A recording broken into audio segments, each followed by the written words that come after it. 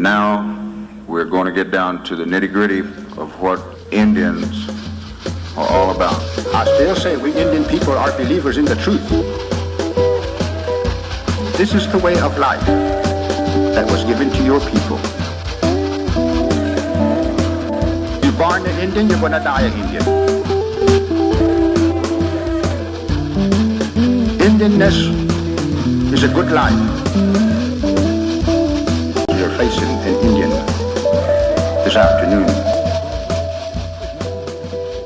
Good Saturday afternoon out there, everyone. Welcome to your number one source for Native American television news, and it is Native News Today. And I'm your host, Jason Salzman, from here in Mvskoke Media Studios at our headquarters as we get ready for this week's episode. Lots to share with you. We certainly hope that you enjoyed our look back last week. We let our technical producer, our director here, Jared Moore, get his batteries recharged for a week. So we went ahead and showed one of our more popular archived episodes. That is the turtle shells there. A lot of people love that, seeing it. In fact, I got a couple of calls from people that I know out there that love to watch the show, including from my buddy Jason Lewis down there in the McIntosh County area. Said, man, love to watch it. The turtle shells, that was pretty cool. Never seen that before, never seen anything like it anywhere else. And I said, man, that's what Native News Today is all about. You're going to see things on our show that you can't find anywhere else on TV, and that's part of the appeal. We're covering Indian country, we're covering Native issues, we're covering Native culture more extensively, thoroughly, and more often than anyone out there in television. That's why we're your number one source, as I always like to say. So a lot of great things from last week. We really hope you enjoyed that, and if you want to catch that in its entirety, you can always go on our YouTube channel and check out some of our archived material. It's really popular with a lot of our citizens, and rightly so. But we have a lot to get back to. We're back to a regular Native News Today this week. Lots to talk with you folks, including the big issue in North Dakota. Well, that issue, for one night only, wasn't just in North Dakota. It was here in our own backyard in Tulsa at the Guthrie Green, as Tulsa Stands with Standing Rock went off without a hitch. A great job by the people that threw that together and had it there at Guthrie Green. We went up. We will have a look back at that event for you here on the show today. Also, we're going to take a look at a recent phone survey we did here at Mvskoke Media. Everybody talks about, oh, we can't get a hold of anybody at Creek Nation, or they do a great job at Creek Nation, and I want to tell them about that. We talked with citizens and got feedback on the phone service here at Mvskoke Nation. We'll have those survey findings for you too. All of it's coming up. Don't go anywhere. We're going to take our first break. Be right back with Native News Today.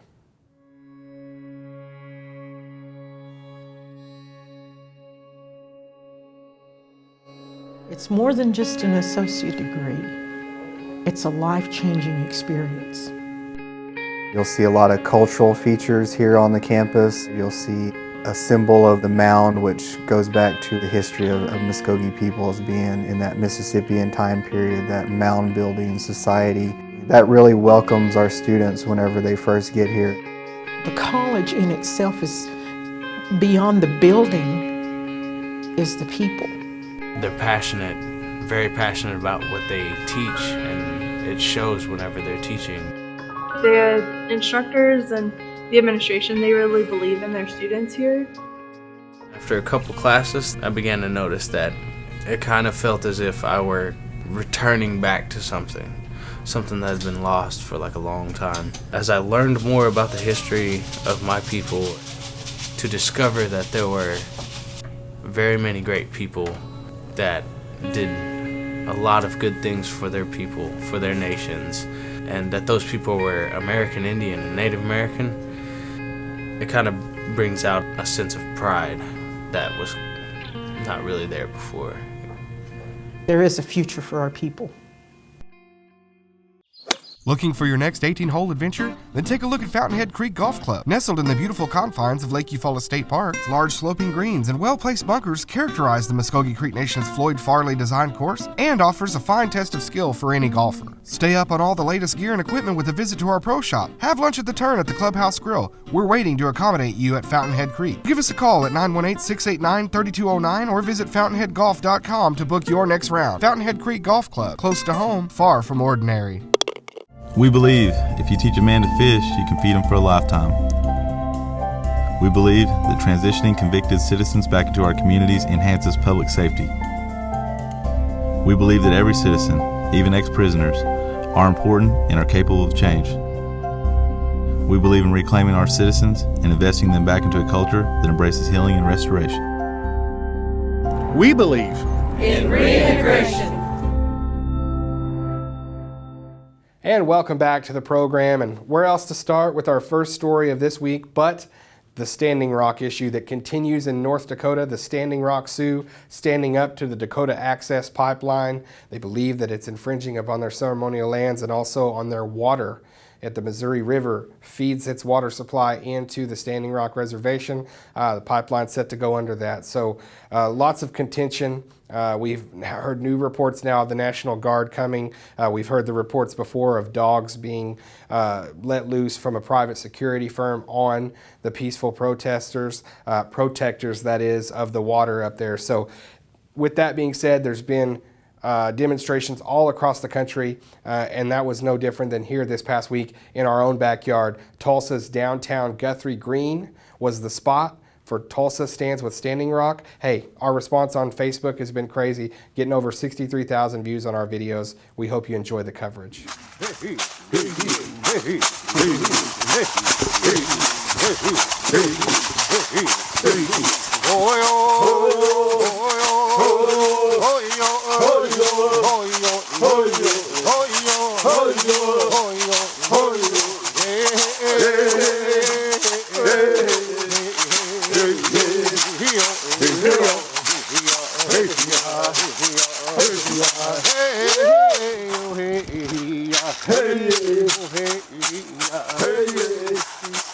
So this container contains life itself. Just as my mother's womb, full of water, contained me at one time. This water of life is why we're here today. The water that stayed within my womb gave birth to my daughter, who gave birth to my grandson and my granddaughter. This is why my son, my grandson, all went up to North Dakota from August the 8th because of this sacred water.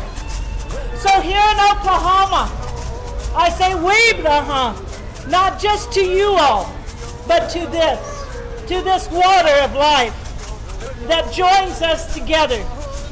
As women, we know what it is to have this sacred water within ourselves.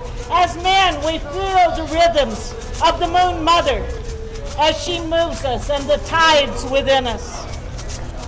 As we stand in solidarity with our relatives of the North, we know what it feels like to have our rights trampled on. We know what it feels like to have frackers come in and defile the sacred water and create a situation where we in Oklahoma had a 5.8 earthquake. Our Mother the Earth, they tell us, with a shrug of her shoulder, can loosen us from being part of this biosystem. And she has that right because she is the basis of all life. When the Creator put us here as Red Nations people on this earth, He told us at that time, she told us at that time, that everything that we needed would be given to us. And all we had to do was be prayerful, respectful, and stand as one. So today we come together as we did in the AIM days. Do any of you remember that?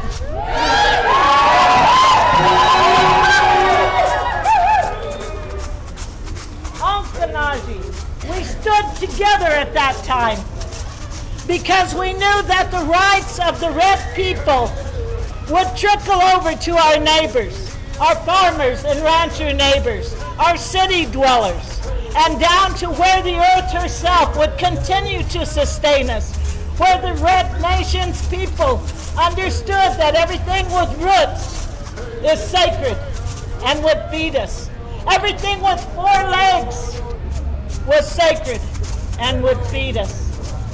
Every breath that we took was one that the Creator put on the wind so that we might live. Every drop of rain that fell into these waters came from someplace else, and it was for all of us to live and to grow. So today we come in solidarity with our brothers and sisters of all colors from all walks of life up in North Dakota. We Ponca, we lived along Mvskoke, the Missouri River. We knew, my mother taught me, that when we got up in the mornings to make our morning prayers, to look to Mvskoke, that means smoking water, because the spirit of the ancestors of all of those things of life would be walking along with what they call fog. What we knew as the spirit of the water itself and all the living things that are part of that universal wave. So up there in North Dakota, when I was up there, I'll tell you, it was a way of beauty up there. You walk in and it's prayerful. Blessed by the sacred pipe. Blessed by all the nations of the world coming together at once. And I'm here to tell you it's time to do it in Oklahoma.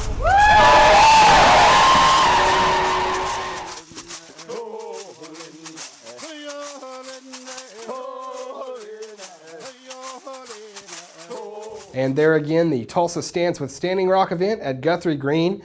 They continue to take supplies up there. There's so many places you can go on the internet and look for ways to support the Standing Rock Sioux. As a matter of fact, lots of people from Mvskoke Creek Nation are going up to North Dakota, actually letting their presence be known. And I've talked to several friends and people that I know that are going, and there are more demonstrations and supply trucks in the works. So stay tuned with Native News Today. We'll continue with all of that.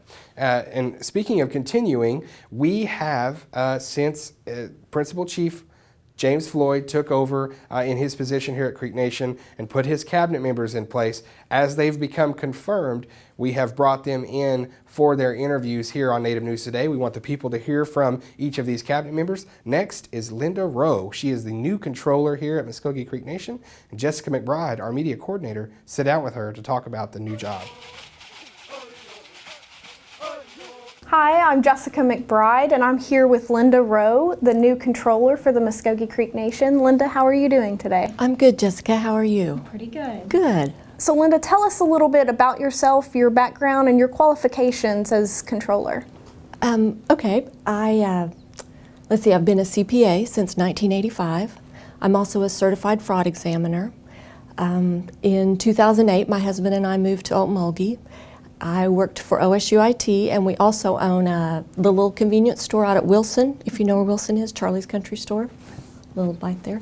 And before we moved to Okmulgee, I was employed with UCO in Edmond, University of Central Oklahoma, and prior to that I was with the Office of State Finance at the state capitol.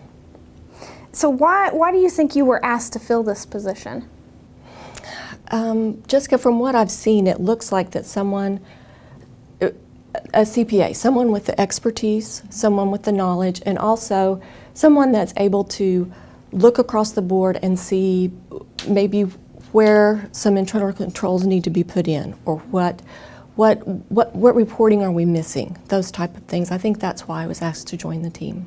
Have you had experience being a controller before, or helping get internal controls kind of set up? Yes, at different jobs I've been in, I've been asked to implement the controls, and also I'm very big on monthly reporting. I think that if you are going to share financial information, you need to do it on a monthly basis, and that's one thing that I know Chief Floyd and I have talked about, and he's all in favor of it also. One of the things that's come up sometimes with citizens is the value of having a Mvskoke Creek citizen as a cabinet member or employed with the nation. Are you a citizen yourself? No, I am. I'm of Cherokee descent, but I am not an enrolled member. What do you feel your qualifications are as a non-citizen as being controller? In the controller position, I think what they were looking for was somebody that could not only be objective, but also that had the credentials, the CPA license. I know I had some cabinet members approach me and say that they were glad that I wasn't a citizen, because perhaps then I didn't have ties to Uncle Joe or Aunt Josephine or whoever. But anyway. Do you think having that kind of empowers you to make some difficult decisions in the financial process by not being maybe related to another cabinet member or another Creek Nation official? Yes, I believe it does. Independence in accounting is always a very important thing, and I think that's one thing that I've brought into this office. Your interview with the council when you were approved and recommended, that was actually an executive session. Some of the other interviews weren't in executive session. Can you kind of tell us what they were looking for and what questions you were asked as the controller nomination? They focused a lot on my experience. They did ask me some questions about if I would be able to make the hard decisions. There were some hypothetical situations thrown up. What would I do in this case? What would I do in that case?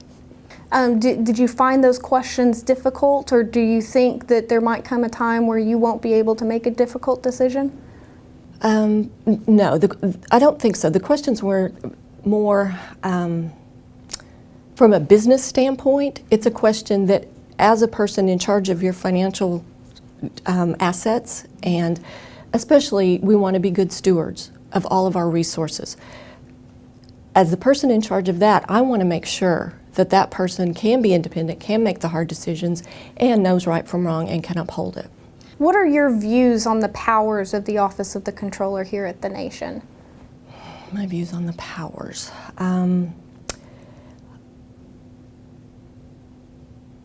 That's a good question. I'm not sure that powers is the word I would use. We have a lot of reporting that we do. We have a lot of the different departments that we have to make sure that the numbers that they give us are accurate. And then when we put those numbers into a format that everyone can look at, we need to make sure that what we're showing, is very transparent. That if a person looking at those numbers, they could understand that. My office, the way I perceive my office is that we do generate financial statements. We do implement a set of, controls and budgets to mitigate any risk that comes up. Not only that, but we're in charge of setting up a system of accounting records, and that to me is what this office does. What is your pre-existing knowledge of the financial status of the nation? It's very short-lived. I didn't really delve into it until I started the interview process, to be honest with you. Of course, you hear things in the media, and especially owning a convenience store, there had been talk, but I really didn't delve into anything until I was going through the interview process, and then I did read some of the audit findings that are out online. What were your thoughts on those audit findings? My thoughts. It's very difficult to judge. Judge not lest you be judged. But I think any audit finding gives you the opportunity to make things better. What concerns or issues have you had since you started this position? Is there anything that you kind of called into question since you started? Not really. In the last 2.5 weeks, it's been more of a learning process. I have, of course, gotten access to the computer system, trying to learn that. We're very focused on year end. We're very focused on the health merge right now. So I think those are the things that I'm trying to get through this month. How is that process going, merging the financials the departments and stuff for health and Creek Nation? It's going very well. They're moving in this week, and I'm very excited that we're going to be saving so much money by cutting out all of these duplicate processes. Do you have any idea how much money that we'll be saving by combining those? I do know that it's in the hundreds of thousands of dollars. Okay. And is that a year, a month? How? Oh, that would be for the year. For the year. Okay. Yes.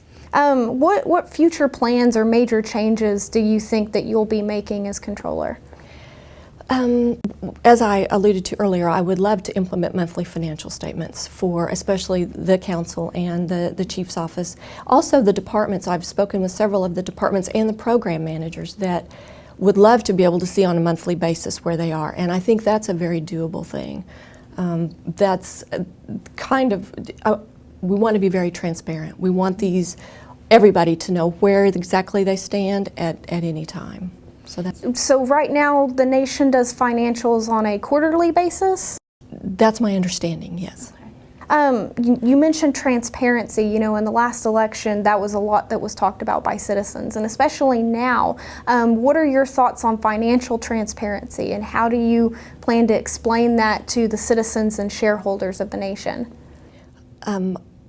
I think that the citizens and shareholders should know, I'm not going to say at any given minute, but on a monthly basis, you know, where does the tribe stand?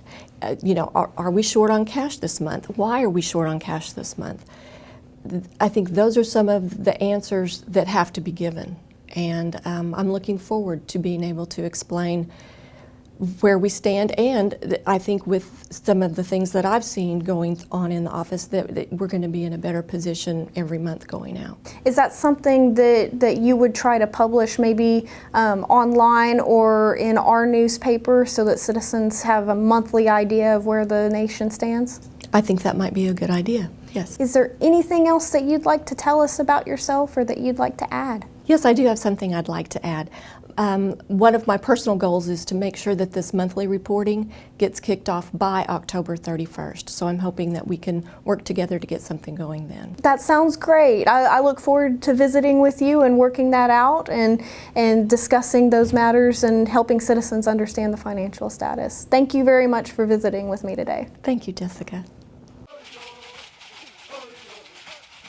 And our thanks to Linda Roe for coming in and visiting with us about her new position as the controller here at the Mvskoke Creek Nation. She's got a great wealth of experience, and we certainly appreciate the time to come in and share all of that with the folks and her vision in that office. And I want to thank Jessica McBride for pinch hitting for me this week and stepping in and doing that interview. I really appreciate her on that. Moving right along, as I said at the beginning of the show, we did a survey at Mvskoke Media recently. You know, we always hear about citizens talking about their nation. People are involved. They want to know what's going on. But there are also services that our departments provide here at Creek Nation. Now, from citizens, from time to time, we hear things about calling up to Creek Nation, right? We've all heard, I can never get them on the phone, or sometimes when I call, this happens, or I'm rerouted, or whatever. So we wanted to get to the bottom of it. That's what we're here at Mvskoke Media. We did a phone call survey, and the findings of that and the reporting on that is here to you now.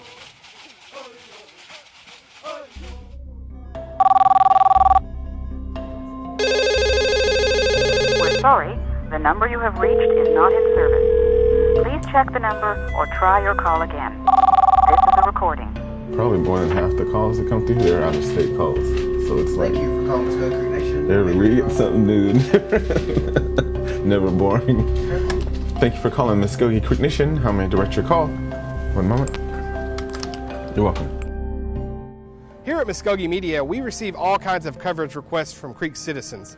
One of our recent requests was to take a look at the phone service here at Mvskoke Creek Nation, specifically the rates at which calls are answered or not answered at our departments. As part of our strategy to address these concerns, we simply picked up the phone and dialed the main line of several of the departments we feel receive the highest number of calls. According to our survey results, 13 of the 27 departments called answered the line 100% of the time. 9 departments had an answer rate above 50%, with only 2 departments, education and training and elderly nutrition, answering at less than 50%. 3 departments had automated systems and callbacks from previously missed calls. We also wanted to hear directly from MCN citizens on their experience in calling the tribal complex for services. So, we conducted an online survey that indicated over 54% of citizens that answered believed the customer service was poor, 20% believing it was good, and 26% believing it was average. We also asked for comments from citizens regarding the matter. One citizen said, "When people do finally answer, they are not very professional and also don't seem to know what they are doing." While another said, "Have been very satisfied in contacting the different departments. On the times I had to wait for an answer or had to wait for a particular person, the wait was minimal and I always received an answer.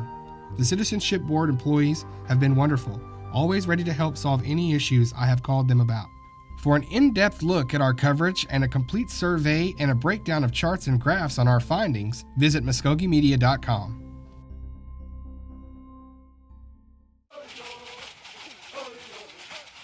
And that'll wrap up our coverage for this week here on Native News Today. As I leave you today, I want to pass along some really exciting news for all of us here at Mvskoke Media.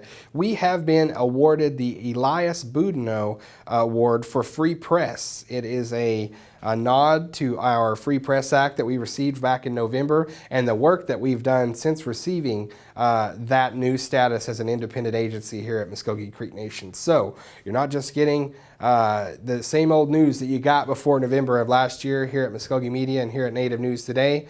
We are bringing you in-depth analysis and coverage and asking the right questions that our citizens really want to know and holding government officials accountable for the decisions that they make and having the information about the nation that the citizens need and want to find out, financials, all kinds of things. So we've been taking a lot of pride in providing that coverage, and to be recognized again, we were recognized earlier in the year from the Society of Professional Journalists and with the Carter Bradley Award here in Oklahoma, but to be recognized again from a national organization like the Native American Journalists Association with this Elias Boudinot Award is just a wonderful thing, and we're so proud of the work. And myself, along with a few of my other colleagues, will be heading down to New Orleans this week to receive that award. I'll have to, I guess, get up and give a big speech. Hopefully, we got some guys on staff that can write that for me. No, I'm just kidding. But we're going to go down there, and we actually won some awards too. If you remember our report on Rex and the Chief, the 2 Indians calling cowboy baseball games for OSU, Creek citizen and a Choctaw citizen there doing color and play-by-play commentary. That won Best TV Feature Story in the nation covering Native Americans this year. So very proud of that, and I want to thank those guys again for providing a great story for us.